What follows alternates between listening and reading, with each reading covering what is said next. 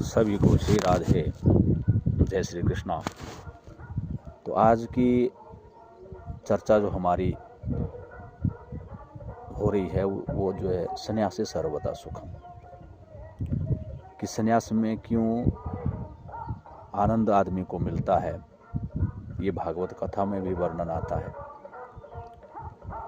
आत्मदेव जब अब संतानहीन होकर के जंगल में गए और वहाँ पे उन्होंने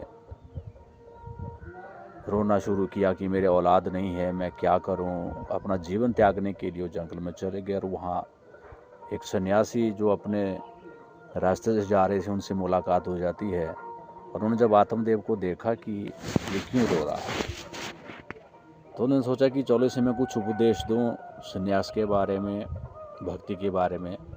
परंतु जब उनसे भेंट हुई तो सन्यासी ने देखा कि आत्मदेव तो दुनिया की मोह माया में फंसे हैं। उन्हें तो पुत्र चाहिए, संतान चाहिए, तो वो मोह माया के उस जंजाल में फंसे हुए थे। तो उस समय सन्यासी ने कहा कि हे आत्मदेव, कहते हैं जो इस संसार की जो मोह माया है ये बंधनों में बांधने वाली है, और जो सन्यास है, सन्यास से सर्वदा सुखम, और सन्यास में सदैव सुख है। परंतु आत्मदेव के मन में वो बात नहीं बैठी और उन्होंने उस सन्यासी की बात को नहीं माना।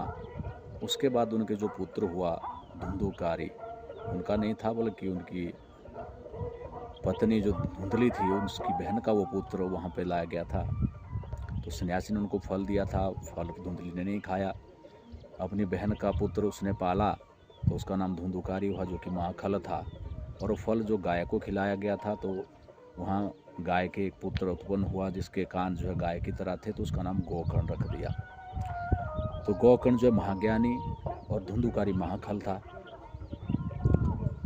जब आत्मदेव ने धुंधुकारी के कृत्यों को देखा तो वो बहुत ही दुखी हुए और उन्होंने अपनी जीवन लीला को समाप्त करने के लिए मन में ठान लिया।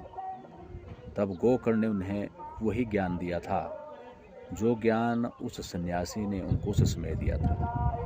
तो इसलिए हमें भी जो है संसार के बंधनों को त्याग करके भगवान से नाता जोड़ना चाहिए, क्योंकि भगवान श्री कृष्ण मेरे बांके बिहारी ही ऐसे देव हैं जो आपको भव से तार सकते हैं, और वो सतचित आनंद हैं और सब कुछ प्रदान करने वाले हैं।